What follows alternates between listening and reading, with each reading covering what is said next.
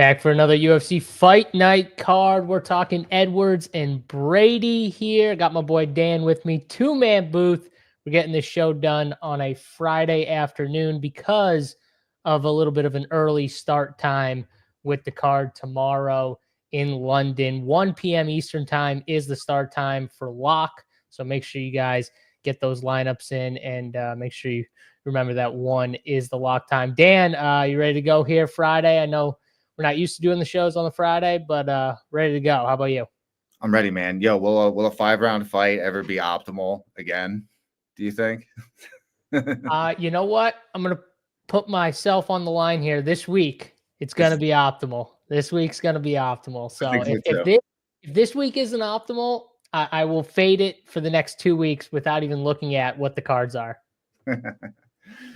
Yeah, I won't be doing that. I'll just continue to, bang my head against the wall, suffer, all that stuff. No, I think this is a really good week for the 5-rounder to hit the optimal, though. We're incredibly due. We're incredibly due. This card is so much better than last week's card, too. So, you know what, though? Let's not shit on last week's card because, in my opinion, last week's card came through in a way. Maybe the names didn't come through, but I think the fights came through. We saw a ton of finishes. I think it overperformed big time. Maybe the fight night, like the final fight, didn't overperform, but I think the card itself massively overperformed. I like finishes a lot, but there is a point with like the matchmaking where you've got like such a big favorite and then they just come out and dust their opposition that, like, it's fun to watch someone get knocked out, but it's not all that impressive. You know what I mean? But we got finishes. It's good for DFS. Yeah, I mean, we saw dogs win, though. I mean, maybe not like the massive dogs, but we saw dogs win. You know what I mean? We saw Cheaty go out there and knock out those Zaleski, and we saw some dogs have some good performances. So Cheaty is so fun in the clinch game, man. He's so nasty with those knees and elbows.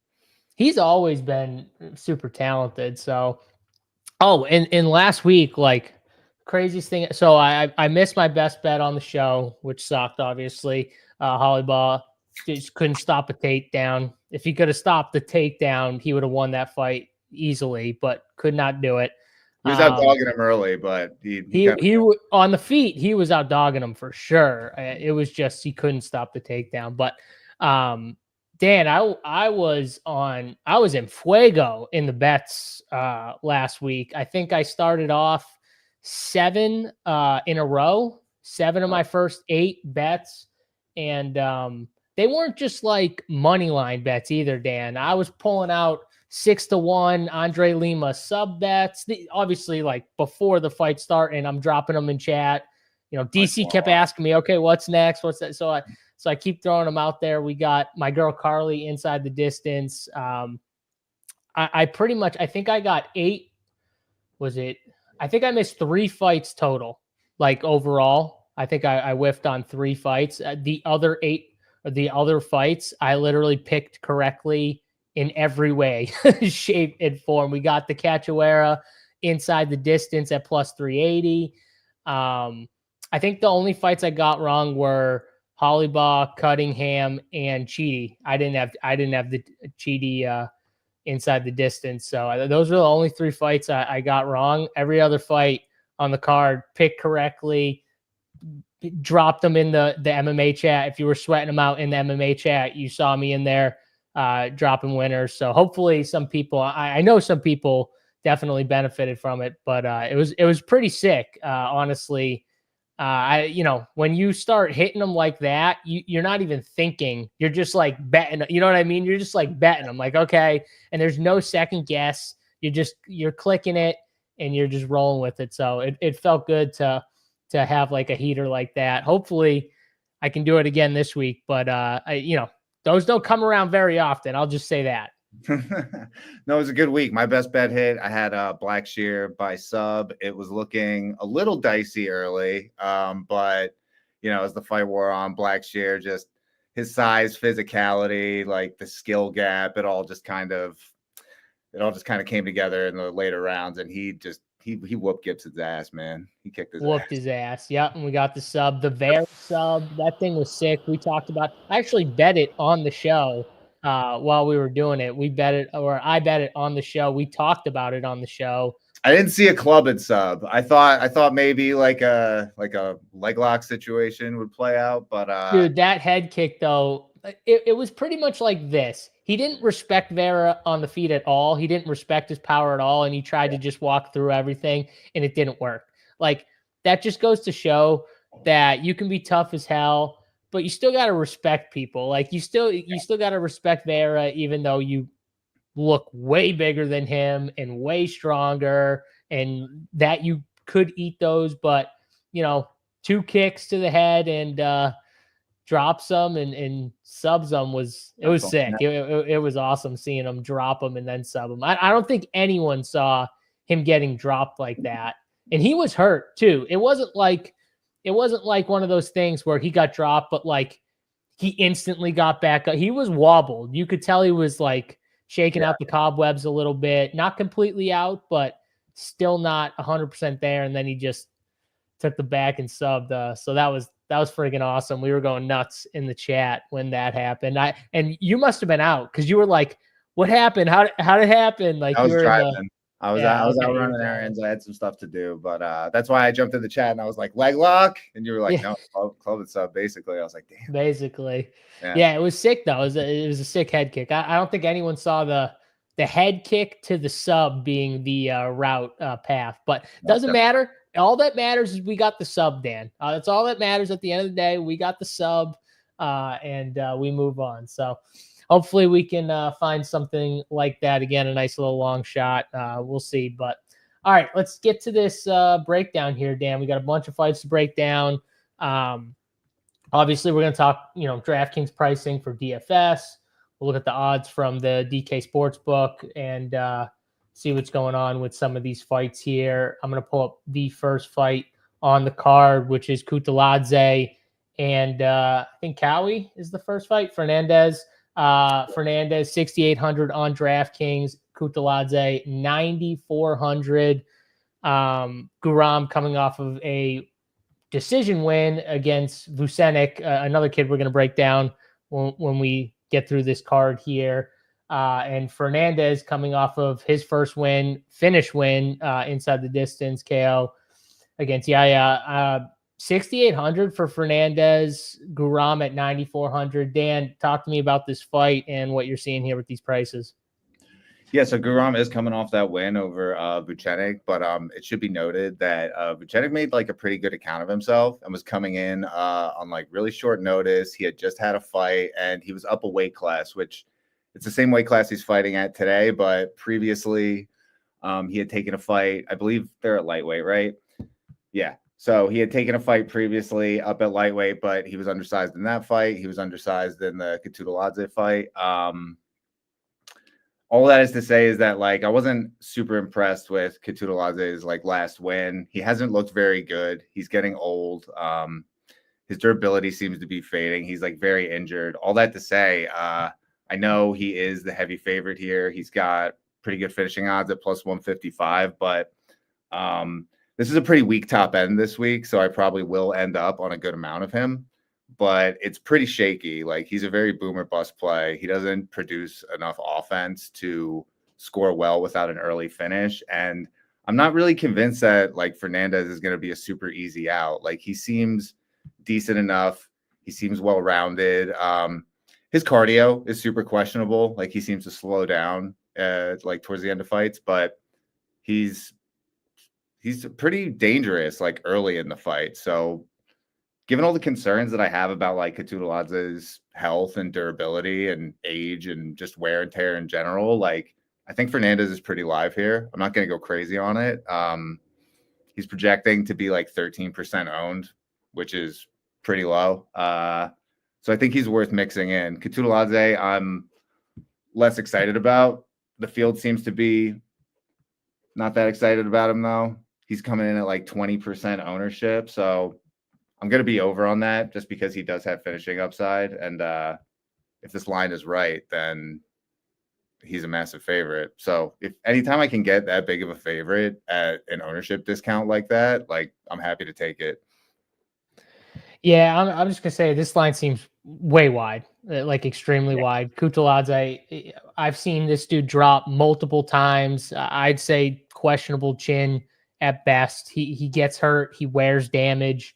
Um, and even if I think this fight goes to the cards, I think this is going to be it would be a close decision, even if it did go to the cards. I like Fernandez's game, even in that fight against Diakise where he was getting taken down. Which, yes, he can get taken down, and maybe Guram goes to takedowns, earlier in fights because of that. But he was pretty active, like trying to get submissions and stuff like that off his back. And he's kind of dangerous, like you said, the first like 2 rounds, maybe in the 3rd round, he slows down a little bit, but I think he's pretty good. I like he's got nice low leg kicks, wide stance, really, really strong low leg kicks. I could see him using those, early in the fight. And I could even see him getting a finish here. I think this is a close fight though. And I think Fernandez is a good dog here at 6,800. And I'm probably going to be lower on Guram. I don't 9,400 seems crazy. He's going to need either an early finish, 1st round finish, Dan, which I don't think so because Fernandez is at least tough. Like I don't think he's getting him out of there super early. And then if he's not getting that, he's going to need a bunch of takedowns or something, which maybe he could, but that's not really his style, right? He's coming in there, he more wants it on the feet. It's only when it goes bad on the feet that he kind of resorts to the takedowns, even if he thinks he has the edge. So I don't think it's one of those fights where he's going to come out there just shooting takedowns left and right. Could totally be wrong. That's the other way he'd get there in a big score. So 9,400 for a fight where I think if Kuda-ladze wins, it's a decision win. I'm not on board with. So I fade him at 9,400, and I'm going to be over on Fernandez. Like I said, I think he can win. Like I'm going to bet his money line. I'm going to bet his inside the distance prop just because, I think he is tough. I think he can get finishes. My only worry is like Kuda-ladze is at least like tough. You know what I mean? He's a tough guy, even though his chin is probably not great, even though he does get dropped. I will say he's not like the easiest guy to just put out there. It's not like he's just going night quick. That Brenner fight was insane. That was 3rd round too. Like I think this is close here. So I'm going Fernandez. It sounds like you're on the Kuda-ladze side though. Yeah, I haven't officially put my picks in yet, but I will probably be leaning Kuda-ladze. Yeah, I think I'm not going to ignore his finishing upside as all. And like 20% is not very high owned. Like his finishing. He should be 20%. You think? He's 9,400. He should be 20%. Yeah, that's true. But like I said before as well, like, I mean, look up top here. It's like you got Christian Leroy Duncan, you got Venic, who we'll talk about later, Kavanov, Olberg, Tynara. Like, they're not, Venic and Leroy Duncan are going up against a particularly weak competition, which helps their case. But like, nobody up there is really a prolific finisher. So no, I guess you're just ranking them, and obviously you put ownership more into account. It's just a bad look to me when you got a guy in Venic coming in who we look at more as a grappler, and he kind of did damage on the feet, and you're like, oh, I thought that was going to be Guram who was doing more damage. It's just it was a bad look to me against Venic, and I think Cowie on the feet is I think he's dangerous, to be honest with you. So yeah, we'll see. First fight of the night. For DFS, it sounds like a fight that you're going to be over on, maybe both ways.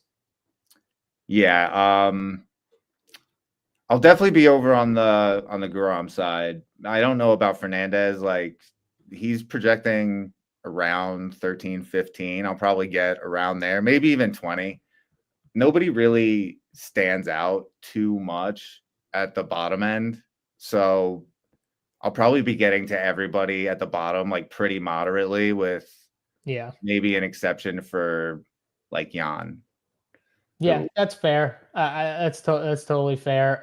The low end and the top end, it's funny. They kind of don't seem very strong. It's like that Yeah. middle tier where we're going to be looking a lot. But Yeah, let's you've move got to big favorites who like don't have necessarily the biggest ceilings and yeah. could easily fail. So like, the mid range is like much more flush with good options, but I mean, I always mix in the top end because again, like when you have that big of favorites, like they could just dust their opponent. Well, yeah, and you're 150ing. So if you're 150ing, you should still have some Guram because, like you said, the favorites really aren't that big favorites. They really aren't that great from a DFS side, from a scoring standpoint, unless they all get quick wins, which they obviously could. But in the case they don't, um, one of them's probably optimal anyways Yeah, in a one lot of more. situations, even with a not so great score. They can be optimal. Who was it with the cop? Who there was a favorite that didn't score well. Oh, it was Chepe. It was Chepe. He didn't really score like amazing for Chepe at his price tag, but he was still optimal because of the slate. Yeah, So yeah. you could see that here, obviously, depending on how things go. But let's It's go like to the to next fight me, here. like sorry, but like I know that Leroy Duncan has way better finishing odds, but like him and Kuda-lad are closer to the same play. Like some weeks you'll have somebody up top who's like, 80% to win inside the distance and is just like far and away the best option. They throw a shitload of volume, they're aggressive. Like it's not really anybody up here at the top this week. Yeah, So I would just contend that the skill level between Duncan and Pulev are a little bit wider than the skill right. level of Kuda-lad and Fernandez. That's the way I would look at it, but I get what you're saying.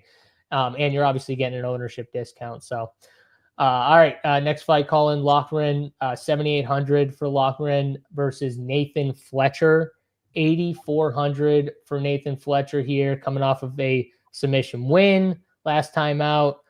And Lochrin coming off a loss to Jake Hadley, which was a rough look, honestly, losing to Jake Hadley and losing the way he did too, was kind of rough to me. Just not really a volume guy. So sometimes you're just watching him and you're just like, do something, and he's just standing there. So a little bit of a frustrating fighter at times, but Dan, this is kind of a closely lined fight right now. 7,800, 8,400. What are you doing here? Yeah, I mean the line has swung like pretty massively to Fletcher. I think a lot of that has to do with Lochrin's last like really underwhelming performance. Fletcher just has like the advantage on the mat. He's a better grappler. The problem is he doesn't really offer much on the feet. Like Lochrin will definitely have an advantage on the feet, but losing the way he did to Hadley, it's hard to have too much confidence there. The finishing odds on these guys aren't great. In my initial runs, I'm really not getting a whole lot of this fight. Like this fight, it's like plus 155 to end inside the distance, which isn't awesome. Lochrin is a little more appealing to me just from wrestling and takedown upside, but I'm really not looking to get to this fight too often. I don't love Fletcher's game.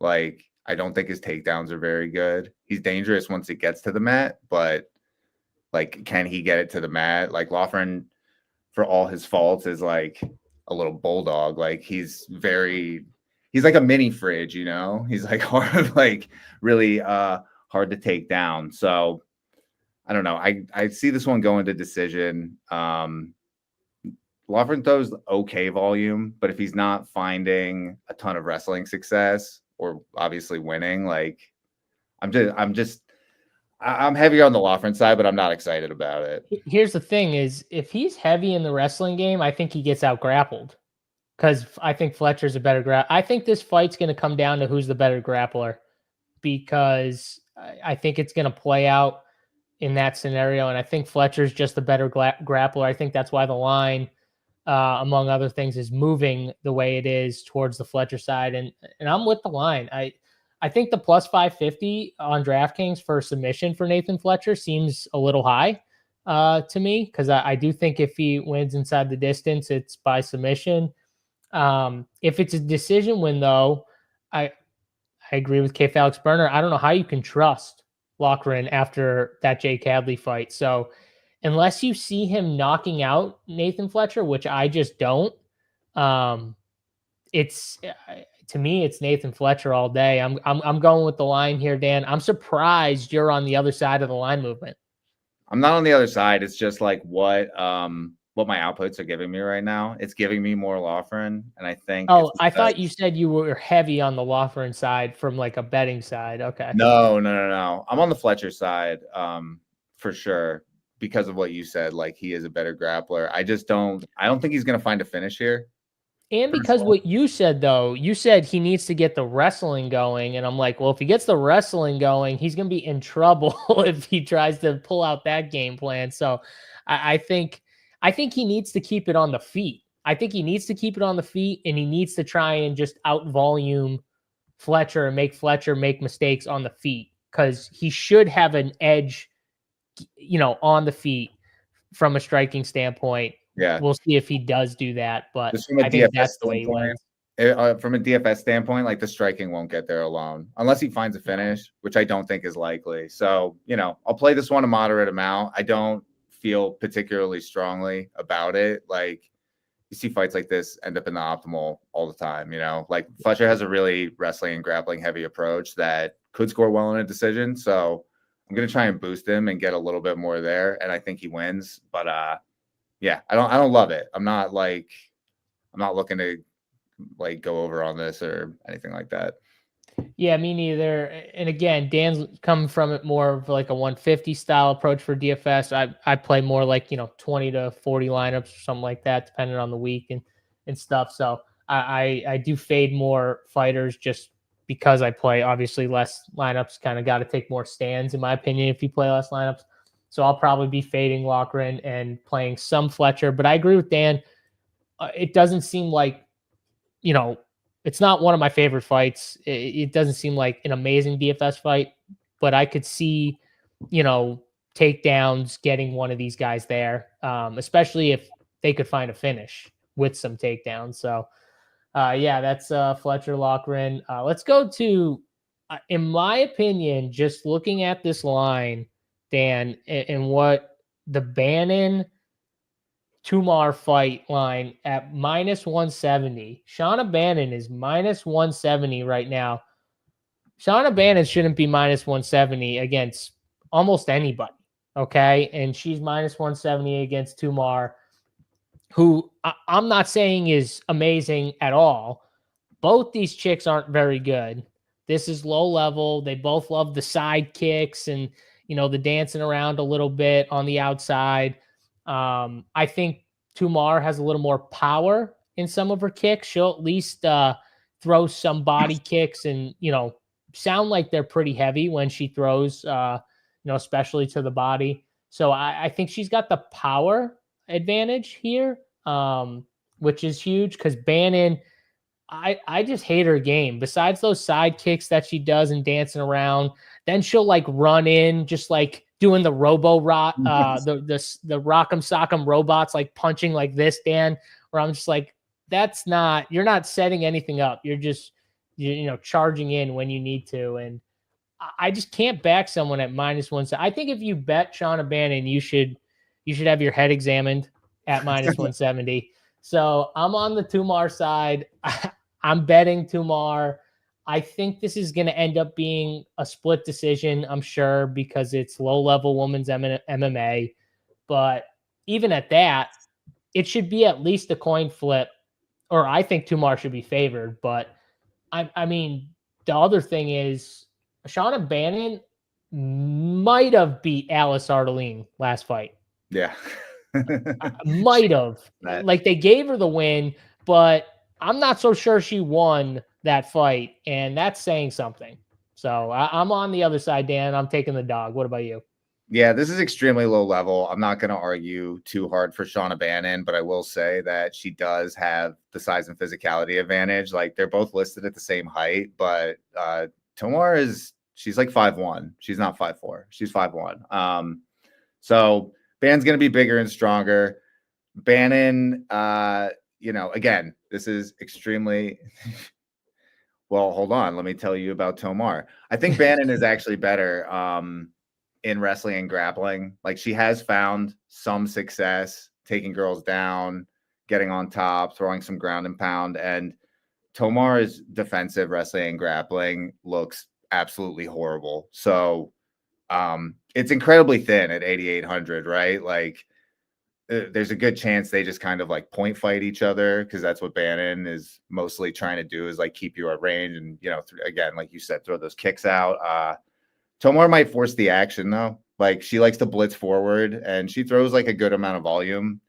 7,400 is kind of expensive when you're just putting out striking volume. But we know how they score women's fights. More of the strikes are significant. They just get scored way more leniently. So Tomar is totally live to win like a competitive, split decision where she lands a ton of strikes. But I think the higher ceiling between the two here is probably with Bannon, if she can like dominate on the mat and maybe even get like a ground and pound finish. I wouldn't take that off the table, even though it's not that likely. Like, this fight is plus 325 to end inside the distance, which is horrible.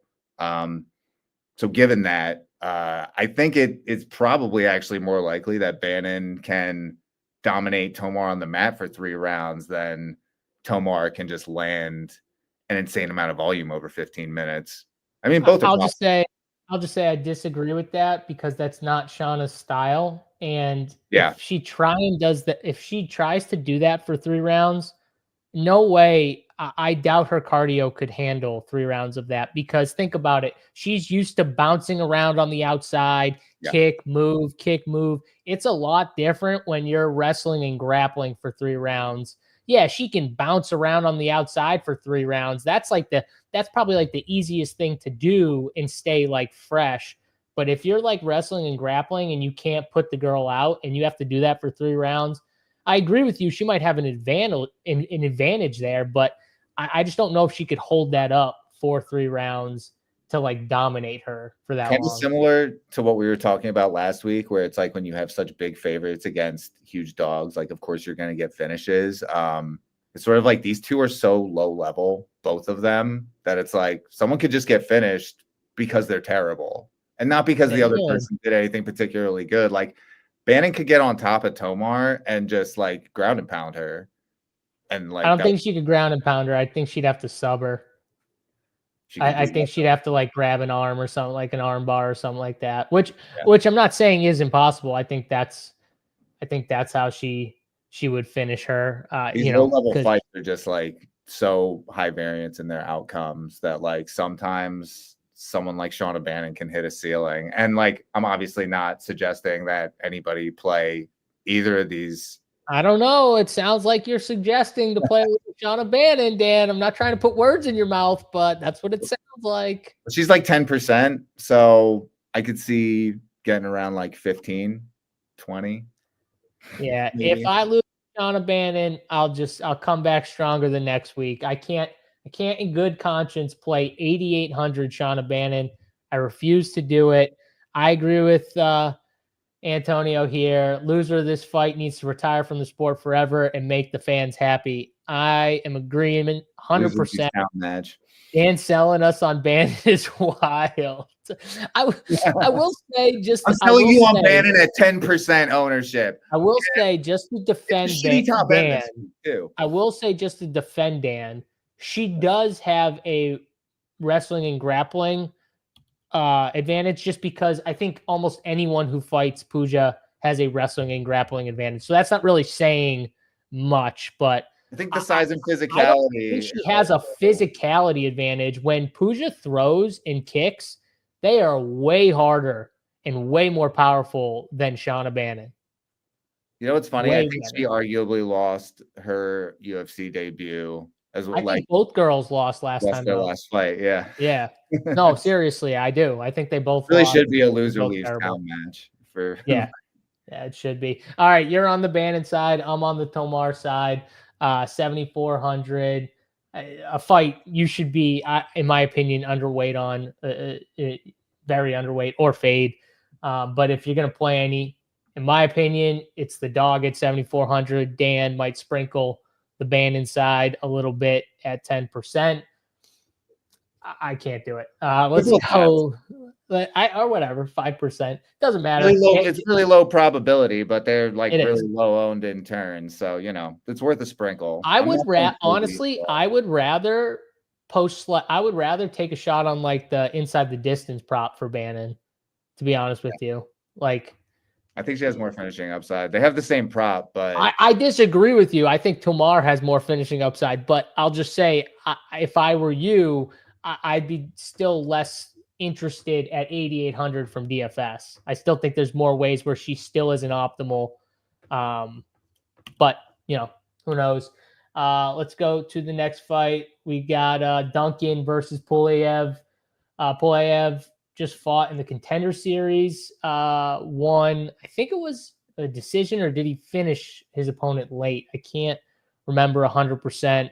All I remember from that fight was he was stopping takedowns and he was, you know, winning the striking exchanges. His opponent wasn't very good either, to be honest with you. He was he was really struggling to get takedowns too. And when you're a wrestler and you really struggle to get takedowns, you're probably going to lose a lot of the time. So the commentary was like losing it. They're like, oh, this Pulev is, I'm doing it in the DC voice, like, this Pulev is good, but it's just like, he's fighting a wrestler. He's long. He's rangy. He was like throwing. I don't think he was terrible. I don't think he was terrible, but I didn't watch that fight and go, this dude is amazing. I thought he was like very average at best, like watching him fight.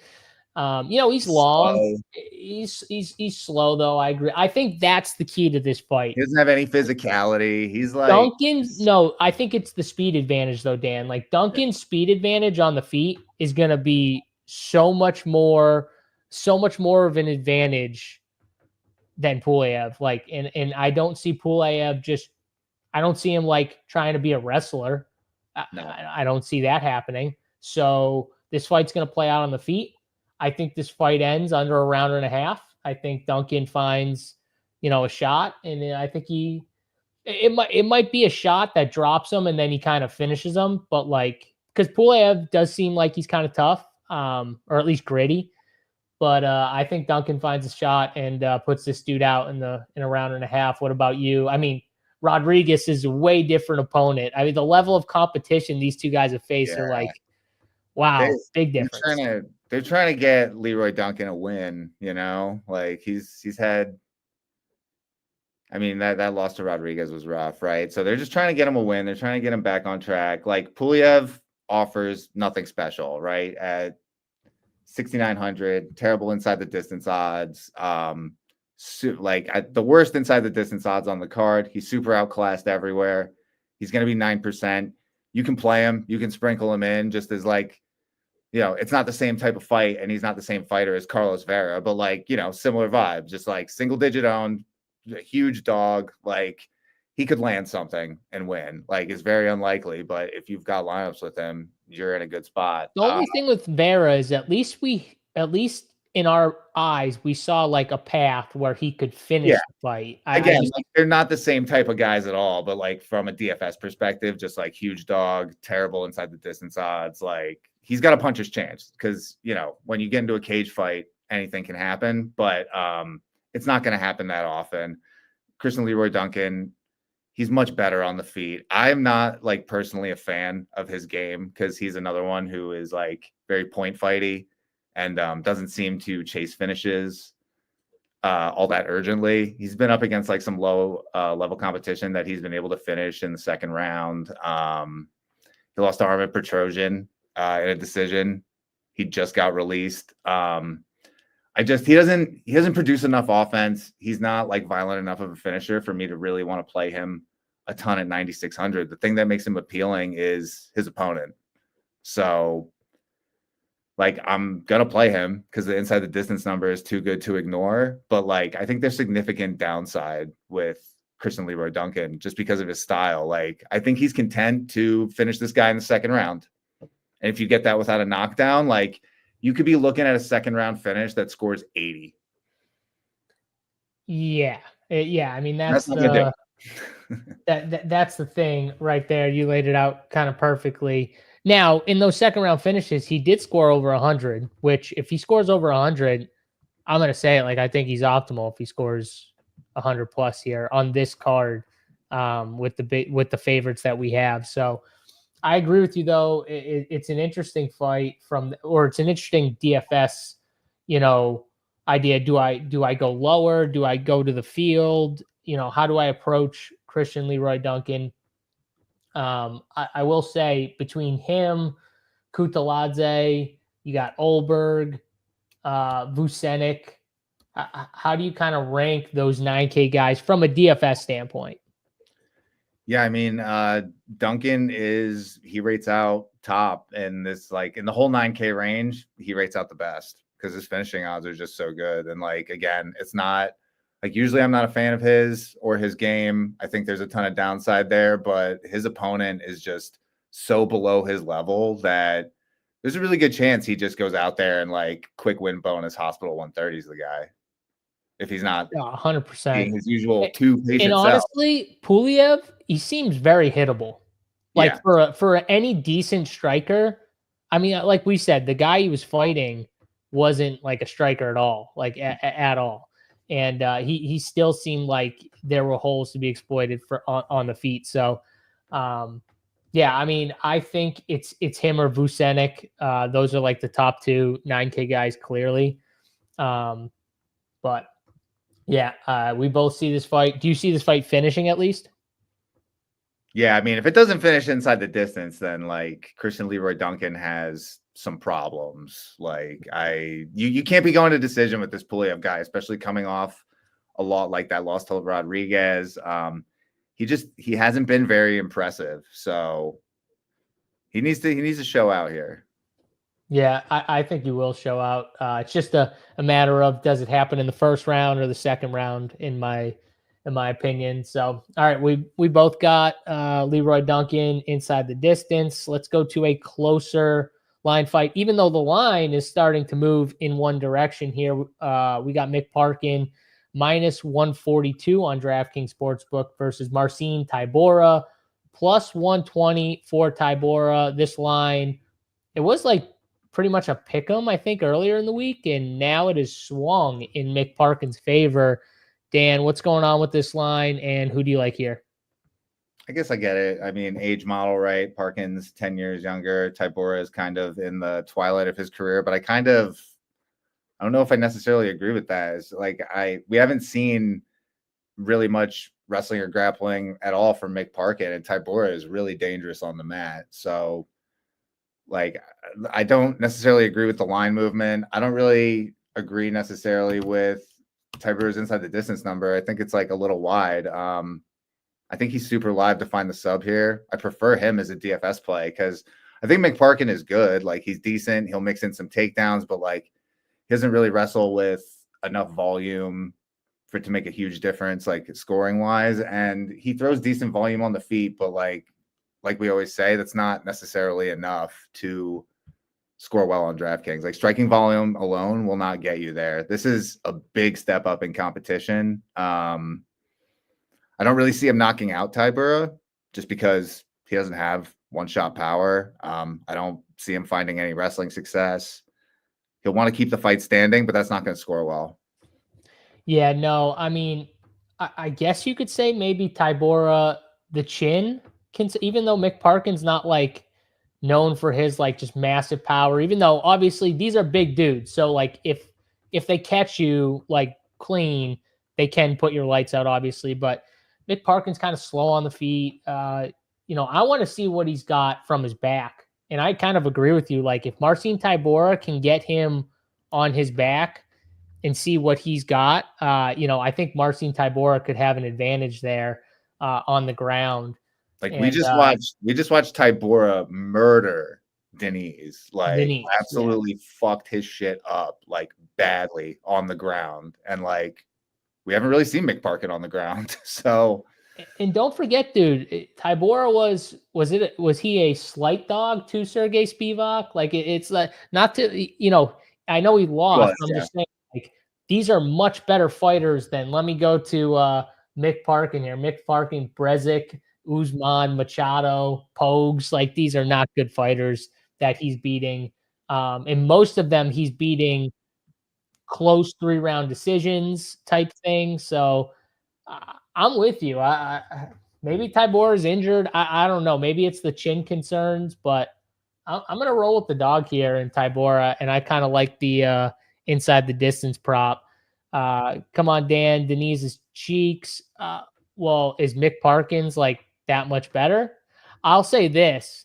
Denise has power, at least. I don't think Mick Parkin has that type of power on the feet that Denise has. So, well, the point I was trying to make with Denise is like Parkin may be better than Denise, for sure, but like they're both stand-up fighters, they're both strikers, and like we've seen what Tybura can do on the ground to someone who isn't accustomed to being on their back or being on the ground.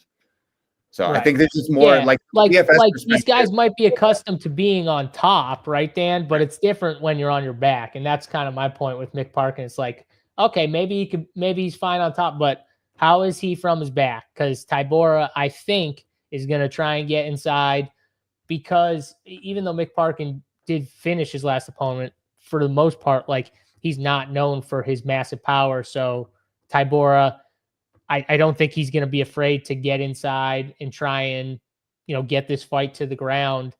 And if he does, I could see him having an advantage there. So, we're aligned here. Again, Dan, I'm stunned. The line movement, and you are on my side with this fight. Very, very interesting card so far. Well, I haven't made my picks, but we're talking DFS mainly. That's true. But just from talking to you, I kind of have that feeling like Dan might be, betting Tybura. I'm just throwing that out there.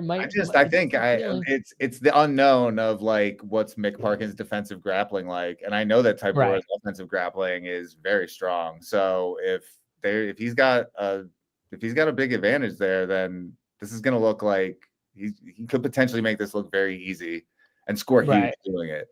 Yeah, I agree with you. I'm on the Tybura side. Sounds like you're, at least from a DFS side, going to be heavier on the Tybura side here. What's the ownership coming in at for this fight? Says Tybura. They're both coming in around like 23-24% owned. Okay, so like splitting the ownership on both these guys. So yeah, it's not like if this is like a standing fight for 3 rounds, it's going to score like shit. I think the only way this score is big is if it's either an early finish or we see wrestling out of one of these guys. So, Parkin's gonna need which I do think that's how Tybura kind of gets there, is wrestling. So we'll see. Let's go to the next fight. We've got Kavanov. We've got Dos Santos here. Very opposite styles for these guys. Dos Santos 7,100 on DK. Kavanov 9,100. Kavanov's very patient. Dude's got power.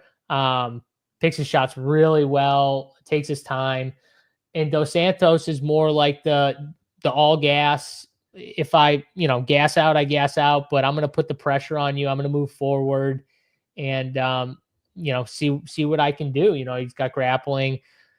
This dude, though, just unfortunately, he fights Cop first fight. I think it was short notice. Obviously, he loses, but I thought he showed out awesome against someone like Cop in that fight. To me, he looked great. Had some really good moments. And then, Victor Altamirano, he was better than Victor Altamirano, but he's a tough guy. He keeps moving, but Altamirano doesn't quit. And then he fights Andre Lima, who we just saw how good Andre Lima is. That dude, I couldn't believe how good he looked last week. That was probably, Dan, out of the entire card, I think that was the thing I was most impressed with out of the whole card, was how Andre Lima looked completely different as a fighter. Just so good on the feet, so good on the ground. The volume was up. He looked so confident out there. It was insane. No matter where he was, he looked so confident out there. I really liked Lima last week. That was a really great matchup for him. Like, he hadn't submitted anybody, but he has a BJJ black belt, and like Barres, terrible submission defense. And that was like really fun that actually happened. But yeah, the line swung like so heavily towards him. I wasn't super interested at first, but then like the line swung toward him, the inside the distance line, like concerns about Barnes' grappling defense. I should have gone heavier, but I was heavy on Lima last week. I enjoyed that a lot. Yep. And if you were in the Discord, fucking 6-1, gave it out before the fight, dropped it in the Discord, told everyone this is the bet. Hopefully people hit it. Being there was blacked out on car bombs and Guinness. Okay. I don't know if you're talking today, if you're talking St. Patrick's Day being there, if you're talking the fights last week. Maybe we're talking every day this week. I have no idea. Yeah, could be all of them. But yeah, just going back to this fight though, I think it's honestly just a really bad spot again for Dos Santos because his style, I think, is just going to play into Kavanov finding a big shot. Now, maybe it doesn't. Maybe his just all pressure kind of throws Kavanov off because he can't get those reads and take his time. You know what I mean? But I think this kid's really good. I know we've seen a bunch of prospects lose, but to me, he looks like one that's just very legit. The volume is a bit of a concern, but I will say the way Dos Santos fights, I'm less worried about the volume here for Kavanov. Yeah, I feel the same way. I mean, Kavanagh is still probably more of, he's definitely like a knockout or bust target. He'll mix in takedowns, but he doesn't wrestle or grapple really all that heavily, like not enough to really help his score all that much. So he's pretty reliant on finding a finish. But like you said, Felipe Santos kind of just all gas, no brakes, comes forward. He hasn't been finished yet, but he also probably hasn't really fought anybody as explosive or powerful as Kavanagh. And I think people are probably turned off of Kavanagh from his last performance against Ochoa. I believe that was the Macau card. You know, really low volume, went to decision, did not score well. I think he was pretty high owned as well. So this week he's coming in at around 20%. His inside the distance numbers plus 225 doesn't really like jump off the page at you.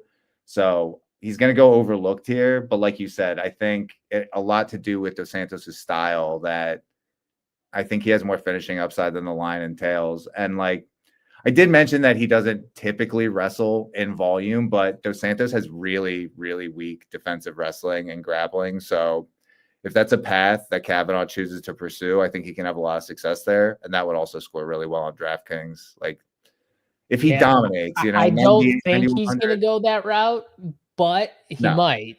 You know, he might. It would be like the path of least resistance. Yeah, this dude just has so much power. I will say though, and Antonio brings it up, Dos Santos, he's tough, man. For the style that he fights, you know, going to decision, he is definitely a tough dude. He's not an easy dude to just put out there. But man, this Kavanagh kid's got serious power. That go back and watch if you didn't see the Contender Series fight, you know, 2 fights ago or whatever it was, where that knockout was as brutal as they come. That kid was lying on the ground for an extremely long period of time. Then when they finally got him up to get him to sit on the stool, Dan, you could tell when they got him up, his legs were still like not there, like they weren't working. It was that brutal of a knockout. It was bad. Yeah, and that guy Antoine Ho is like actually a good prospect. Like he's a good fighter. He's not just like, you know, sometimes on Contender Series it was like a closely lined fight. I can't remember if I think Kavanagh was a dog. If I if he was a favorite, it was a slight favorite. But yeah, point being that like Antoine Ho is like not a trash bag. Like that's a legit prospect that he just completely flatlined. And he's fully capable of that. I like him. I like targeting him a lot up in the top end. Again, like some of these, you know, I prefer him over Kuda-lad. I prefer him over let's see here, because I forgot about him in the last one. When we talked about the last one, I think I prefer him over Carlos Olberg. We'll get to that fight. Yeah, I like him, and I assume, Dan, he's going to be one of the lower owned 9K guys, like him and Kuda-lad. He's going to be like 20%. So I'm going to have no problem getting over on that. Yeah, I think his finishing upside is better than it is on paper. And then on the Dos Santos side, I'm gonna mix him in. He's live to win. Like, he's a dog. He could win like a striking fight, but again, like his wrestling and grappling is really underdeveloped and pretty bad. So I think you saw kind of his upside in that fight against Kopp, which he lost, but he landed around 100 strikes. He scored a 40 in a loss, which would obviously be good for 70 in a win. That could do it on this slate down here, but like, this just tells you how tough Dos Santos is, Dan. Kavanov's plus 300 to win by KO, which that's crazy. Honestly, that seems like a pretty good bet, even though Dos Santos is tough. Like, there's sometimes you just walk into a shot and your lights just go, out, and that Kavanov has that type of finishing upside. Yeah, and Dos Santos, so far in the UFC, he's fought Andre Lima, Victor Altamirano. Neither of those guys are really known for their power in striking. And Manel Kape, which I love Manel Kape. I think he's awesome, has great power, obviously like an elite striker, but he didn't really seem to be taking that fight all that seriously. He did not take that fight. At least the first round, he did not take him seriously. At all. Yeah, so I take that with a grain of salt. I just don't think the ceiling is particularly high for Dos Santos outside of like an unlikely finish. All right, let's keep going here. We got Jai Herbert, 8,300 on DraftKings versus Chris Padilla, 7,900 for Padilla. This is another, pretty closely lined fight over on DraftKings here. We're sitting minus 115 for Jai Herbert. So Padilla is kind of closing in. Maybe flips to a favorite. Who knows by the end of tomorrow by fight time. But, Dan, this is an interesting fight here. Close line. We know what Jai Herbert is. He's a long striker who likes to stay on the outside. He likes to use footwork, try and move around, bounce around. He throws straight. He's looking for that right. That right hand is literally is trying to set everyone up to throw a right hand. I honestly believe Jai Herbert is a simple, like, one or two trick pony. He looks for a big right hand straight down the middle, tries to pull you into it, and then he looks, if it gets close to a clinch, he looks to knee you in the face. He looks to bring those knees. He does two things. That's what he does, literally. So if you can avoid those two things, you can beat Jai Herbert, but you can't beat him in just a striking match where you're allowing him to move around the cage or the octagon and just use his footwork to his advantage and not get hit and just touch you, because then he's just gonna win a boring decision. That's the way I think Jai Herbert wins. I think he wins a boring decision. I think if Padilla wins, it could be a little bit of a more exciting decision, because even though he finished his last fight, he's not known for like serious power. Taco Padilla, he does have grappling though.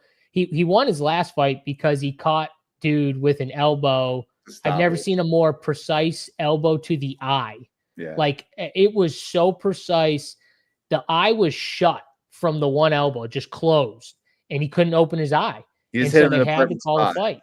Rongzhu, right? And, you can make the case that he won that first round. It was a close fight, and he just literally couldn't open his eye, and that was the fight. So I will say, too, Jai Herbert, I've seen him in the clinch. He does at times struggle with elbows. Like, I've seen multiple guys catch him with elbows, especially off the break.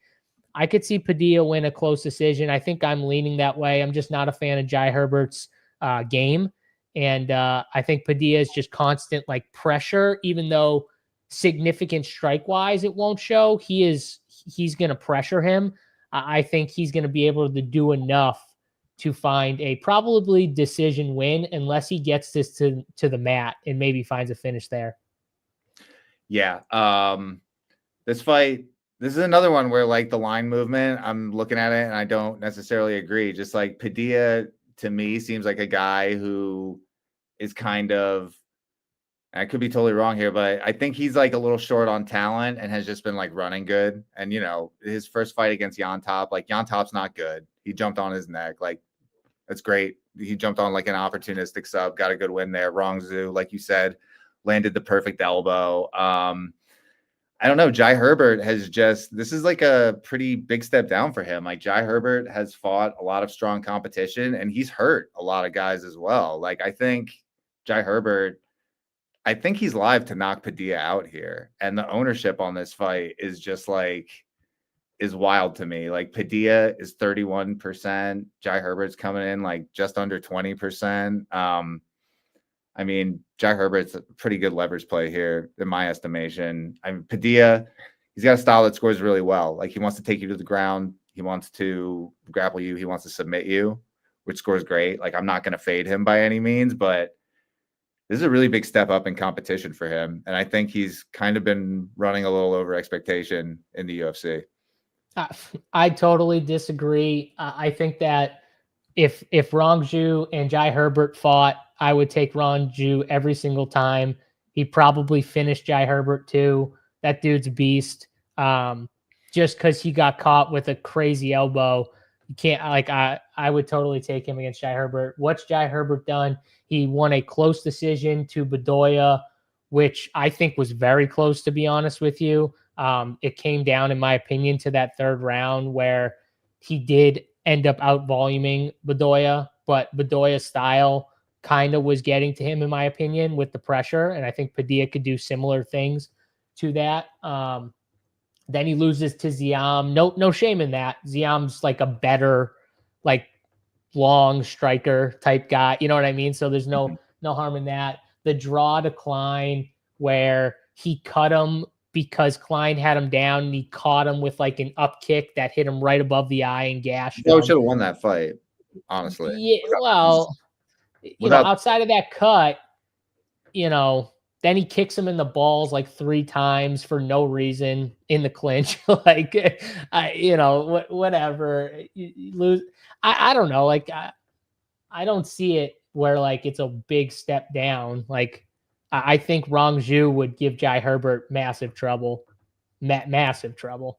Yeah, I mean, I don't think Padilla is like, obviously he's not terrible. Obviously, like, I think he's competent on the feet. He's just not anything special. And it makes me just like question this ownership and all the steam coming in on him. But I mean, he's got a pretty solid inside the distance number for the price, plus 205. I'm not going to ignore that. I'm going to put my own personal feelings aside and, I'm not going to go crazy one way or the other, but I think Padilla's coming in like pretty overvalued here. Yeah. And honestly, if Jai Herbert's style wins out, I think it's a really bad scoring fight. I think the only way this fight is scoring well is if Padilla style wins out. So if it goes to decision, it's not going to score. Like if you're playing Herbert, you're playing him because you think he can knock Padilla out. And I do. So yeah, that's where I'm. But my point is more like if it goes to decision, Padilla has a way better chance of getting there than Jai Herbert. But if Jai Herbert wins a decision, then both guys won't score well. Is kind of my point. Yeah, Padilla's got the definitely has like the grappling and wrestling upside in this matchup. Right. So 7,900, it's conceivable he could score well enough in a decision. But yeah, and I would assume that's his game plan. I would assume, anyways, that's going to be what he wants. He wants to fight on the ground. He wants to get you on the ground and like grind out a decision or submit you. We'll see. Should be interesting fight here. Close fight. Sounds like you're more on the Herbert side. I'm on the Padilla side. Good fight. Or we'll see if it's a good fight for DraftKings. Padilla might be overowned, but I get it more than the Herbert side. So we'll see there. What's going on, boys? We got the Bills. Every show we do, he just comes in with the Bills. Our boy here, and then Polish Power. We'll get to that fight. Marky Sports, what's up? How we doing? It's gotta be so rough to be a Bills fan, man. I can't imagine. Yeah, just get right to that point, Dan, but can't get past that point. Just Josh Allen, just tough times for Josh Allen. He's got to beat Mahomes. It's not that hard, Not many people can say they beat Mahomes, you know what I mean? So it's definitely harder than it looks. Dan's pointing to his Eagles hat there because not many people beat Mahomes. So Jalen Hurts is one. What do you got? Like Jalen Hurts, Tom Brady, and Joe Burrow, like the only people to beat Mahomes, like when it matters? Yeah. Isn't that crazy? Just listen those guys off. Like those are the three people that have pretty much beat Mahomes. That's it. I mean, Joe Burrow seems a little out of place, but like, yeah, Hurts and Brady, they're like right there with each other. But he beat him. But he beat him though. No, right? yeah, He beat him that time. I'm just saying, like those three guys, it's crazy there. So, all right, let's keep it moving here. Morgan Sherier, 8,600 for Sherier versus Nathaniel Wood, 7,500 for Wood. Wood coming off a decision win versus Padilla, and Sherier coming off of a knockout win versus Miranda grappler. 8,700 for Sherier, has scored 100 plus in 2 of his 3 UFC fights. The only fight he did not score well in was his loss to none other than Chepe. Just an absolute dog, though. So we don't knock him for losing to Chepe here, even though I'm pretty sure he was favored against Chepe, if I remember correctly. So that actually shows you how good they think he is, that he was favored in that spot versus Chepe. I remember me and Mad Lab fighting over Sherier and Mr. Chepe there, and I won that fight, Lab. If you're watching out there, I still owned you with that fight. But either way, we get Nathaniel Wood. Wood, tough dude, always seems to find a way to get like hurt in his fights, but not completely put out, Dan. Yeah. But good boxer. He's got skills no matter where the fight goes. I think though Cherier's like physicality is going to play a big part here. I think he's going to be a little better if this fight hits the mat. I've seen Nathaniel Wood get body lock takedown and controlled down there on the mat. Naimov did that, and it looked pretty easy. I think Sherier could do something similar if it gets in tight. And that's the thing. This fight's going to play out in tight because Nathaniel Wood likes to get inside and throw. He likes to throw in combinations. That's where he gets hurt too sometimes. And I also think that's where some of these grappling exchanges can happen. And, Sherier can win those grappling exchanges. So I'm on the Sherier side. I don't know if he finds a finish because Nathaniel Wood is super tough. I do think he hurts Nathaniel Wood in this fight. So I wouldn't be shocked if he finds a finish. But I do think he at least drops him at some point. And then, I don't know, maybe he can find a finish on the ground, Dan, because I don't think he's going to just knock him out cold. What about you? Yeah, I like Sherier a lot here. I think he finishes Wood. This line has flipped pretty massively in Sherier's favor. Yeah, usually Sherier, he's in a lot of really close fights, which is concerning. A lot of times he typically just doesn't really put out enough offense to score well without finding a finish. And on top of the fact that I think he finds a finish, I think Wood is going to push the pace, which is going to in turn, the pace that Wood pushes makes me more interested in Sherier overall, just because I think this is a pretty good matchup for him to find his ceiling. So yeah, perfect matchup. I agree. Yeah, Sherier is only coming in 22%. I think his last score of 100 something was 108 at 9,500 was relatively disappointing, not optimal. So people might still kind of be upset about that. Might be depressing his ownership, but yeah, 8,700 plus 235 inside the distance. I think he's a really solid option. Wood, I'm way less excited about. He's coming in at 23% as well. Is way worse inside the distance number. I think he's going to be undersized and out physicaled here. So he could win. I think a competitive decision. It could come with some wrestling. He has paths to the optimal. I just don't think it's all that likely. I really favor Sherier here. I'm with you 100%. I think it's a really good fight for DFS too. I'm going to be way over on Sherier. And I'm going to bet him inside the distance here. It's plus 300 on DraftKings. Might sprinkle the 12-1 sub just because I talked about it. Nathaniel Wood is tough, so I could see him getting dropped and, getting club and subbed or something like that because he is so tough that he's just hard to completely put out. We kind of saw that with the Lima fight too, where it's when a guy's just so tough, he won't quit, even though you're stinging him left and right, and you're like, why isn't he quitting? Like, this fight should be stopped, and it's not stopped. And it's like, okay, now I might as well try something else. I got to sub you because that's the only way I can get you to go away. So that could be something similar here, but yeah, I like him to get the finish, and I really like him for DFS, 8,700. He might be one of my like higher leverage plays if he's coming in at 23%, because I'm going to be way over the field. Yeah, I'll probably be around like 30 on him. Again, like this top end range is extremely boom or bust, and the finishing odds only are as good as they are because the opponents are terrible. It's like nothing, like, especially, I can't get off of this point about like CLD. It's just like, he doesn't offensively profile as a fighter that should be getting finishing odds like this, if not for his opponent just being a trash bag. So, yep. And to be fair, Nathaniel Wood isn't trash. He's a very skilled fighter. So it's not like that. And I do think that it's a fight where you can play both sides. I just feel very strongly, and I think Dan is in the same boat. We feel very strongly about the Sherier side, but that doesn't mean you can't sprinkle for DFS purposes the Nathaniel Wood side. Sure. Yeah, he throws good volume. He wrestles. If he finds success, fighting his kind of fight, then he'll score well. I just don't think he hasn't finished anyone in like seven or 8 fights. Yeah. Last time was back in like 2019. He got a finish. Yeah, I can't do it with him. I'm on the Sherier side. Let's keep it moving here. Good fight for DFS though.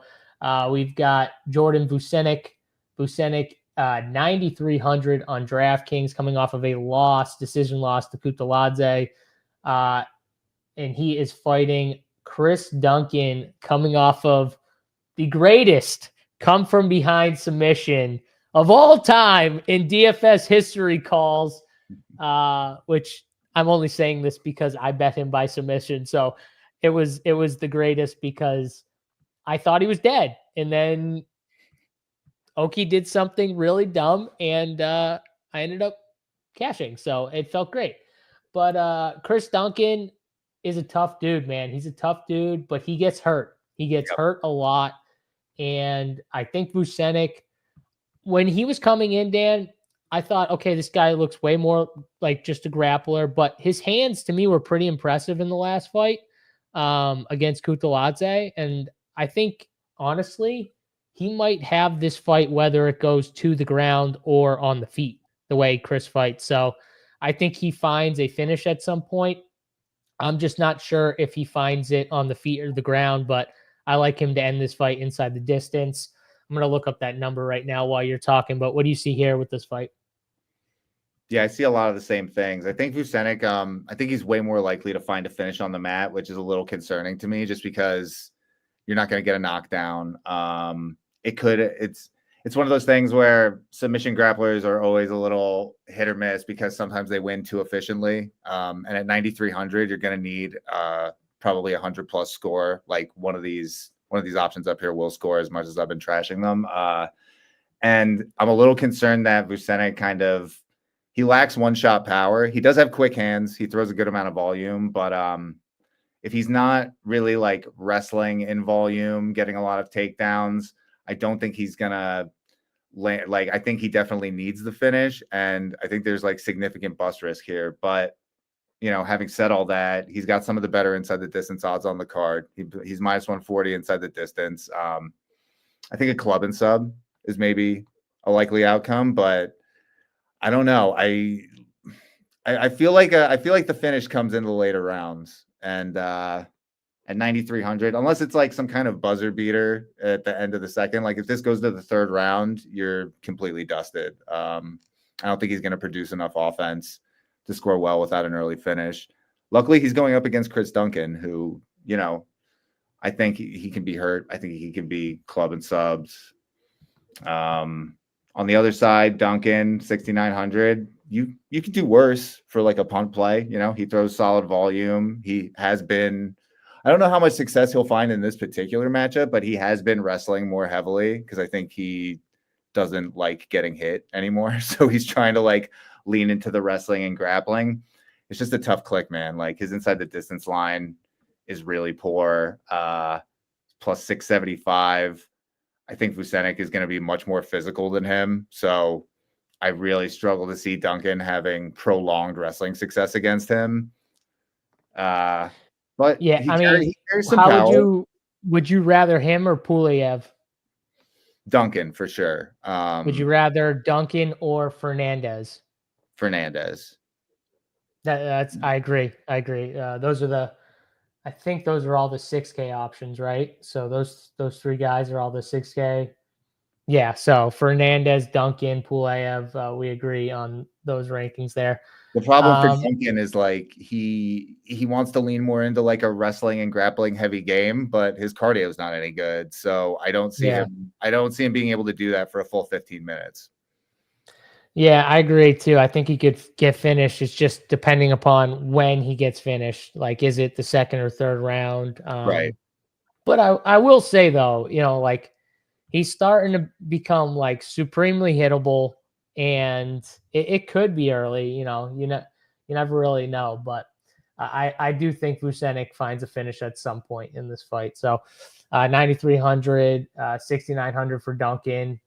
It's a fight you could play both sides on for sure. Me and Dan talked about it, but it sounds like we're both on the Vucenic side here. Let's go to the women's fight here. Molly McCann, 7,300 for Meatball Molly versus Alexa Thynara here. Thynara, 8,900.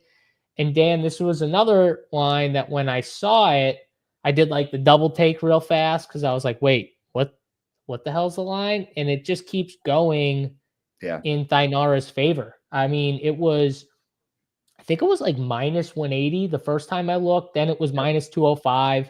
And now it's minus 230. And I'm just like, listen, minus 240s out there as well. Minus 240. I watched Thynara fight. I think she's okay. Like, I think she's got good cardio. I think she's got solid takedowns when she wants to go there. Her control is questionable. I will say her control is definitely questionable on the ground. In her last fight, she got takedowns really easy, but it just seemed to me like she didn't want any part of being on the ground with her opponent, which was weird. I know they were old sparring or training partners or whatever, so maybe the girl, they had some familiarity and she didn't want to grapple as much with her. Yeah, it could have just been instinct, like going for the take probably just knew she could style on her on the feet, dude, because she was that too messing her up. And I will say, Molly McCann, she does some dumb things and she can get submitted. So that's the one spot where I get it from that standpoint, because I don't think Thynara I don't think she's going to finish Molly on the feet, honestly. I think if she finishes her, it's by submission. But she's all gas. I mean, this line seems wide, though, I will just say. And I'm not a fan of Molly McCann. I picked against her in multiple fights, including her last fight against Brana Brazil when she was a massive favorite, and she got absolutely styled on by Brazil. But Brazil is a different fighter than Thynara, in my opinion, a little bit longer. I think Molly struggled with the length. I think Thynara would kill Bruna Brazil. Maybe because of the takedowns. Again, though, it sounds like you're higher on Thynara, so talk about her a little bit, because, to me, I think her path is clear. It's takedowns and a finish. I like Thynara a lot, and a lot of it has to do with, she's really aggressive. She throws a lot of volume. A lot of it has to do with Molly McCann on the other side. Not only is she vulnerable to being taken down and submitted, which Thynara, I think, is a pretty dangerous grappler and will have, the size and physicality advantage here. So I think she's better in the wrestling and the grappling. She's dangerous on the mat. But even if it played out on the feet a lot, Molly is down to come forward and swing and throw down. This could just be an all-out brawl. So I think the pacing of this fight is going to be awesome. I think Thynara is super live to find a finish on the feet or on the ground. And, Molly, on her side, I think she's viable. I'm like way less excited to play Molly, like, because I think Tainara is going to walk through her. I might be a little optimistic there. I might be like fanboying Tainara a little bit, I mean, but the line seems like it's moving towards walking through. yeah, like I think she's going to dispose of Molly rather easily. But Molly, she scored well in decisions before. It usually comes with takedowns, but at 7,300, she could get there on just strikes if it's like a high volume striking battle and she doesn't get dropped. I don't think it's particularly likely, but the other thing I don't really love about Molly is she is projecting to be one of the higher owned dogs, and that just might be because of her name. And people going like, it's 100%. Who is Tainara? Like, what the fuck? Like, why is she a dog? That's crazy. I think it's warranted, but with that ownership, especially, it really diminishes my interest in McCann. Like, nobody in the bottom super stands out, so I'll still be mixing her in, but I'd be happy if I came in under on her at like 20. I think you made a great case though for this fight from a DFS perspective, because Molly is down to throw down. She is going to come forward. It's going to invite takedowns for Tainara, I think, much easily when they're just coming forward. Because she can level change and obviously she can strike. So whether it's volume in the striking standpoint, which women's MMA, we see it all the time, where just significant strikes for whatever reason are counted obviously much differently than they are for the guys, but whatever, take advantage of that. So I think I might do that here. I think I might get over on this fight for DFS. I definitely could see a massive score. I think it's more likely that Tainara has the massive score, because I don't think maybe Molly will shoot for takedowns. Maybe that's her game plan, is to like try and wrestle Tainara. I don't know if that'll work, but yeah, she struggles, like, unless she's shooting takedowns on like another like primary striker with poor wrestling. And like, I think Tainara probably has good enough defensive wrestling to stop Molly's takedowns. Yeah, especially too, if Tainara can get Molly backing up. If she can get her backing up, then it's like there's no way Molly's going to have takedowns. It's just if Molly can come forward and have success, that's when she could have takedowns. So Molly behind the black line, it's over for her, dude. Yeah, she's done. All right. So are you going Tainara inside the distance? Yeah, I am. Yeah, I think I like that too. The more we talk about it, I think I like that. There, 8,900. Man. I went back because we watched her on Contender Series. We bet on her there too, and I went back to look at the messages that I like. I just said, I was like, man, Tainara's gonna fuck some people up. Yeah. I didn't love, like, in the third, she would like do something and then she'd throw her hands up like this and like dance around for a sec, and I was like, I don't love that. Like, try and go for a finish, like try and do something. But I think against Molly McCann, I don't think that's going to happen. She would have scored 91 in that decision, which 8,900. You probably need better than 91, but like that just goes to show, like she but if she finishes, then we're talking a different score, right? So yeah, I mean, you would get, if it was like a third round finish, you're getting like 15 more points on top of that, so you're getting like 114. Yeah. All right. I like it. The more we talked about it, let's go to the next fight here. Kevin Holland and Gunnar Nelson here. Gunnar Nelson, 8,500 on DraftKings. Kevin Holland, 7,700. This line, Gunnar Nelson minus 118 right now, sitting on DK Sportsbook. Kevin Holland minus 102. Pretty close line here. I think Gunnar Nelson has the advantage if this hits the ground. Kevin Holland, like most, if it stays on the feet, I think he has an advantage. I think that's why this line is so close. What do you see here, Dan? Yeah, this is a weird week. I feel like I'm going against the line movement a bunch. Nelson projects to be like one of the most popular fighters on the slate, and I get it because Holland has like really struggled defensively when it comes to the grappling, and that's Gunnar Nelson's whole thing, is just he wants to get you down, he wants to grapple you. I guess I'll talk about Nelson first. Like, I kind of have a problem with Nelson just because he like doesn't throw ground strikes, which really affects his ceiling. Like he can get 100 plus with, grappling heavily, taking you down, and then finding a submission within the first 2 rounds. But like, he doesn't actually have like a really high top end ceiling, which is a bit concerning. Also concerning is he gives up sizing and physicality in every fight that he's in because he doesn't cut weight. So Holland is going to be bigger. He's going to be the much better striker. Holland throws way more volume than like his stats would indicate because he is prone to being taken down and giving up minutes on his back. But I don't know. I feel like Holland will be able to kind of like keep Nelson at the end of his range, stuff the takedowns, possibly be able to get up, just using pure size and strength.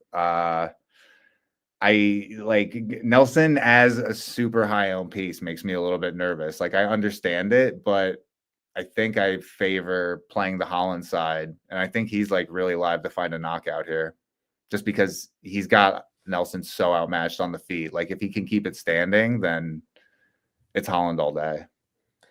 Yeah, that's just the question. Like, can he keep it standing? If he can keep it standing, I could see that. I mean, that's just my question. I've seen Kevin Holland he just doesn't seem like he cares, to be honest with you. And I've listened to him like, I forget who he was talking with on like a podcast or something like that. But like, it just seemed like he didn't even give a shit about like his last fight or whatever, like, or who he was fighting or whatever. Like, he fights a lot. He fights a lot. Yeah. He's just like, oh, another fight. Like, yeah. Cool. And I don't love that, but I do think it's one of 2 things happens. I think Gunnar Nelson either submits him or I think Kevin Holland styles on him on the feet. This fight's going to play out 1 of 2 ways for me. And I think at the end of the day, no matter what happens, we're all going to be like, whoa, how is the winner not a bigger favorite? You know what I'm saying? Like it's going to look really obvious after. We're going to be like, how did we not lay the wood with Kevin Holland as a slight dog or, inside the distance, or how did we not just jam Gunnar? It's a really binary matchup, right? And like you said, it's one of those matchups where like it seems obvious in the aftermath. And like what I will say is Kevin Holland has struggled defensively on the ground, but he's a solid offensive wrestler and grappler as well. Yeah, the key is offensive grappler, though. Offensive grappler. He needs to be offensively, but when he is just defending constantly, it's just to say that he's not like completely lost in the realm of grappling, whereas on the feet, it's a little shaky for Gunnar Nelson. Like I think, man, it's tough because Holland has looked really bad defensively, but I think Holland's advantage on the feet is more pronounced than Gunnar's advantage on the ground. Slightly. Yeah. Even as I'm saying it, it's like, I don't feel super strongly about either side of this fight, even though I lean Holland. I do think it is a great fight to target in DFS though. I agree. I think it's a good fight for DFS. I agree with you 100%. We are opposite on the pick. I got Gunnar Nelson finishing, Kevin Holland via sub. Sounds like you got Kevin Holland. They both have great finishing odds for the price. Gunnar Nelson at 8,500, he's plus 175. Kevin Holland 7,700, he's plus 165. Like, I'm going to be playing a lot of this fight because I think someone does. And Gunnar Nelson, to his credit, he hasn't been finished in a while. He doesn't fight a lot. He doesn't fight that often. Yeah, he doesn't fight a lot. But my point is more like, he's fighting some decent guys, and he's not getting finished. Is more my point to him. But he doesn't fight that much. So take it. He's fighting. He's fighting Brian Barberena, Takashi Sato. Good version of Gilbert Burns, but none of these people are like. Are as high volume or as powerful as Kevin Holland, which sounds kind of funny to say because like I feel like Kevin Holland, his like power is pretty underrated because like you said, a lot of times it just seems like he doesn't give a shit. But if he chooses to give a shit, I think this is a pretty good spot for him. That's more my issue more than anything else. I think with Kevin Holland because I like Kevin Holland. I like honestly, I want to root for Kevin Holland. Even betting against him, I want to root for him. But Yeah, I think I'm just going against him here. Good fight for DFS. We're split. Let's go. We got 2 more fights left on the card. Carlos Olberg. Olberg sitting at 9K on DraftKings, coming off of a decision win over Ozdemir, scoring 69 fantasy points there. Finally not getting a finish after coming off of like 5 straight finishes. Here. Now he gets Jan Bovich, Bovich 7,200 on DraftKings here. Just looking at this line, Dan, looking at Bovich at 7,200, it feels a little wide to me. Carlos Olberg at -300. I'm going to bet Jan at +240. I think Jan is tough enough to grind out a decision against someone like Carlos Olberg. He's been in there against some of the most dangerous guys, whether it be guys who have wrestling, guys who have amazing striking, and he's found ways to make fights competitive. You could make the case the Pereira fight. You could make the case he won that fight. Yep. I think it was an extremely close fight, and if they gave it to Jan, I wouldn't have argued it. They obviously gave it to Pereira, but I just think his style, I think he's going to find a way to grind on Carlos Olberg. If Olberg can't find that big shot, and listen, Jan's tough. Like, he's not just an easy guy to get out of there. So I'm going with Jan here. I think it's a decision, though. I think this fight goes to decision. I'm going to probably bet the over, or fight to go to decision too. That's another way to get this fight. If you want to just bet fight to go to decision. But yeah, I like the Jan side, going to decision, and I'll be higher on him for DFS just because if Carlos Olberg doesn't find a finish, 9K, I don't think he's getting there. No, he's absolutely not. Like, Olberg does not. He's shown a little bit of submission grappling recently, but like, that's not his game. He's not going to wrestle or grapple in volume. He's pretty high volume on the feet, but that's not going to be enough without a finish, like you said. I don't necessarily love his prospect to get a finish here, just because Jan has been, I know he's getting older. Possibly, there's a lot of wear and tear there. He's definitely on the tail end of his career. A lot of things, there's a lot of things that are concerning. He's coming off a really long layoff. So who knows where his durability is really at? But historically, he's been really defensively sound. He's been really durable. And on the other side, Olberg, like, they've only been matching him up against strikers. And while Jan hasn't really been looking to wrestle all that much recently, like, it's another situation where we just don't know. It's similar to Parkin. We just don't know what his defensive wrestling or grappling looks like. And Jan could, it won't be exciting, but there's definitely a world where Jan can go and press him up against the cage, get some control time, get some takedowns. Like, I know it was a 5-round fight. Well, no, sorry. It was a 3-round fight versus Pereira, which he lost. He scored 55 in a loss because he got 3 takedowns, 8.5 minutes of control time, 50 strikes. I could see a similar performance here against Olberg, where he just like grinds out a decision win, scores 85 at 7,200, and is the highest scoring dog. He's got the best inside the distance line of all the dogs by like a pretty wide margin. I believe it's plus 375. Everyone else around him is like plus 500 or greater. Jan is one of my favorite dog plays, even though he might just be completely washed. And on the other side of that, like, Olberg could come in and just dust him real quick. 1st round finish, be optimal.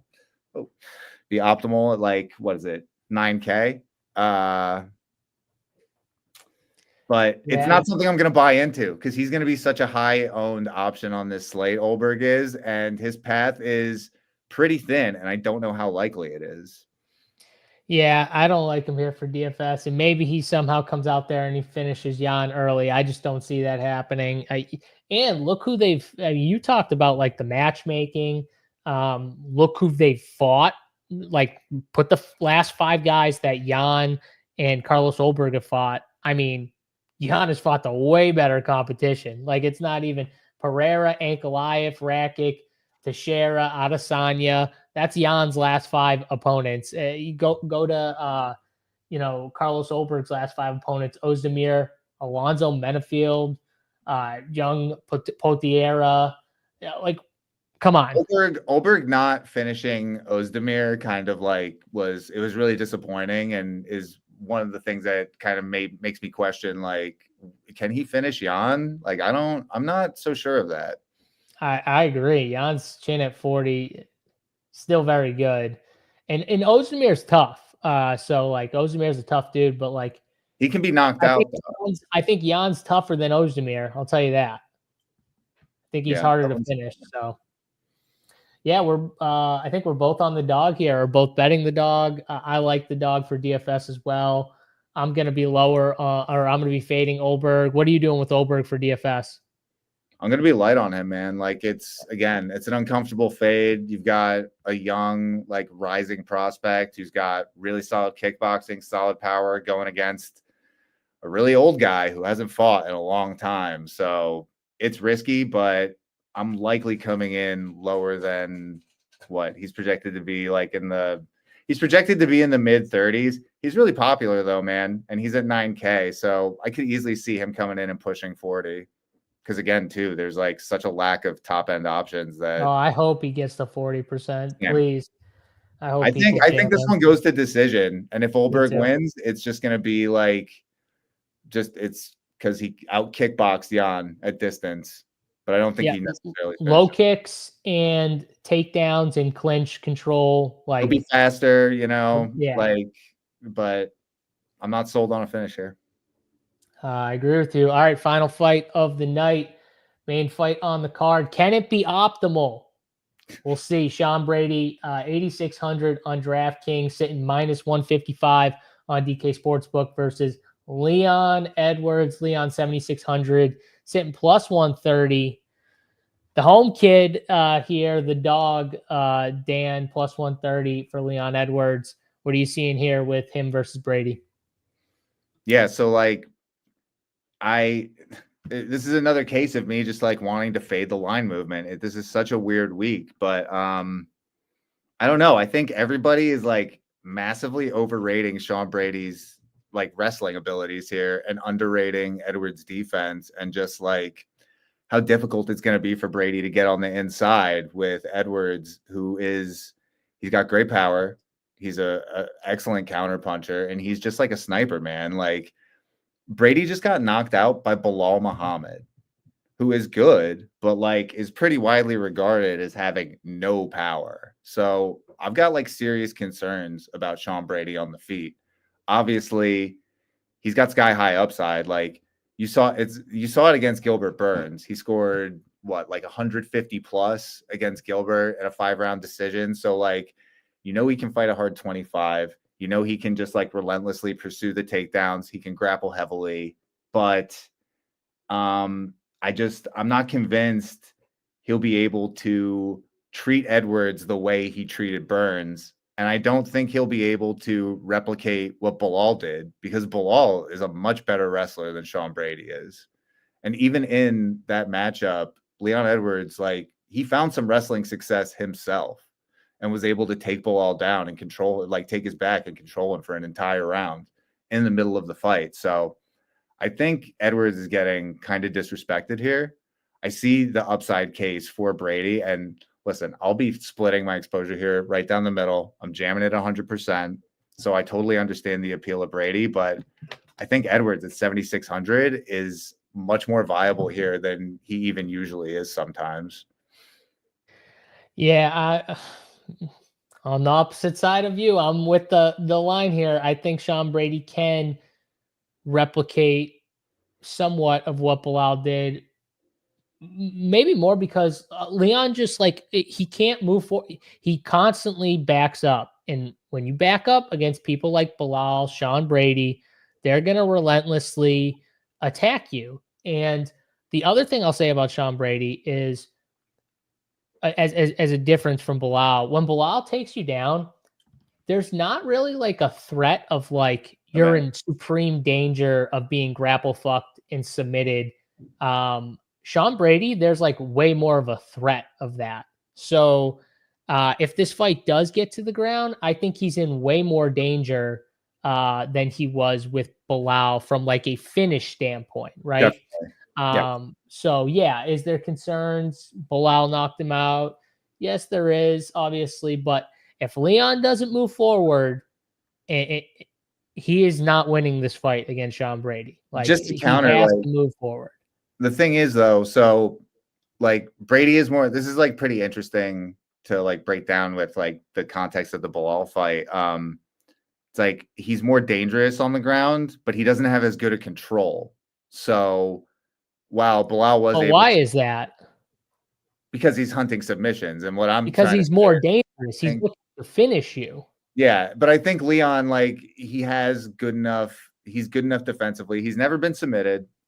He's good enough defensively in the grappling, and I think he's got solid enough get up where he's going to make, like, for Sean Brady to win this fight, he's gonna have to take Leon down a bunch of times. And like, we've seen Sean slow down later in fights, and like I mentioned before, be susceptible on the feet. So like, if Brady's continuously having to shoot these takedowns and he's not able to submit Leon, and he's having to try to control them, and Leon keeps getting up and then touching him up and on the feet, like, I'm really surprised that Brady is the favorite here. This is like a massive step up in competition. Leon's been fighting the best of the best for a long time now, and his loss against Bilal is his first loss since 2015.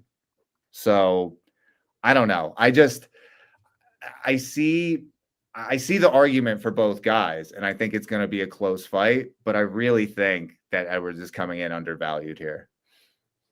All right, there we go. A final fight here: Edwards and Brady. Dan on the Edwards side. I'm on the Brady side. Dan says he's going to split the DFS ownership. I'm going to be I'll probably just jam Sean Brady here. I mean, the takedown upside is what you want, and unless Leon finishes Sean Brady, I mean, he might put up a decent score actually in the decision.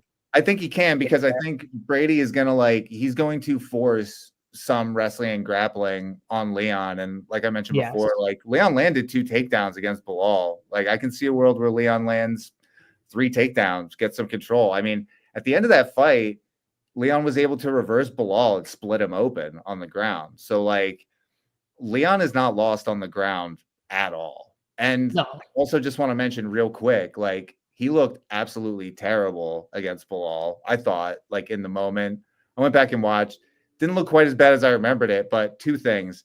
They fought at like 5 or 6 a.m. local time, which was really fucking weird. And, you know, I think probably could have affected Edwards. And then also, he got dropped on his head in like when he got dropped on his head in the beginning of the second round, or like early in the second round. I think that really like changed the trajectory of the fight. All right, Brady, drop his ass on his head. First one, just drop him right on his head, baby. Get it going. Yeah. All right. We'll see. Maybe the time. And I heard him saying some shit, talking shit but he got owned by Bilal. He got absolutely owned. He needs to shut up and just beat Sean Brady, and then go after Bilal. He's got to beat him first though, before you can start talking shit to Bilal, because Bilal just owned him, but regardless of time or whatever. Just accept you lost and move on. All right, that's the card. That's everything here. Hit the like button on the video if you're rewatching later in the night. Obviously, the card starts at 1 p.m. Eastern time tomorrow. Make sure you check us out over at runpuresports.com. RPS 15 if you want to get in for MMA. March Madness still going on. Baseball starting up next week. We still got NBA. I'm about to do an NBA show in a few minutes with Mangone. If you want to hop over and check us out, talking some hoops. Be getting that going in a couple minutes. Dan, before we get out of here, best bet. What do you got? Yo, I'm taking Leon Edwards plus 135, and then you plus 130. Hashtag DK partner plus 130. I want to sprinkle the inside the distance line on that too. I think he's super live to knock Brady out, man. You get knocked out by Bilal, it's just you're liable to get knocked out by anybody, and Edwards is a sniper, man. Let's see what the line is there. Leon to KO plus 600 by KO. So there you go. If you like Leon Edwards, plus 600. Inside the distance? That's like inside the distance number is plus 500. So yeah, I mean, just take the plus 500. But Yeah. All right. There we go. That's Dan's best bet. Should I just go opposite you and go Sean Brady? Yeah, why not, man? One of us will be right. No, I won't do that. I don't like when the people have to go back and they have to decide who they're backing between JSU and Dan. It make me feel bad. I'll go with. I want to find something a little closer here. I was thinking about doing. I'm gonna go Morgan Sherier inside the distance here. Let me look at that real quick. See what the line is on that. I think it's like around plus 250 or something. Let's see. Yeah, plus 300 on DK Sportsbook right now. Morgan Sherier inside the distance. I'm gonna go with that one here. Plus 300 to get it done. If you want more bets, the picks, DFS plays, the cores, the playbook. Dan does a write-up, all the Discord stuff. Make sure you get in the Discord too. If you sign up, use that code RPS15. Come join us, talk some MMA and everything else we got going on at runpuresports.com. That'll do it. Until next week, for Dan and myself, JSU, good luck in your DFS and betting over the weekend. We'll see you guys later. We're out of here. Peace.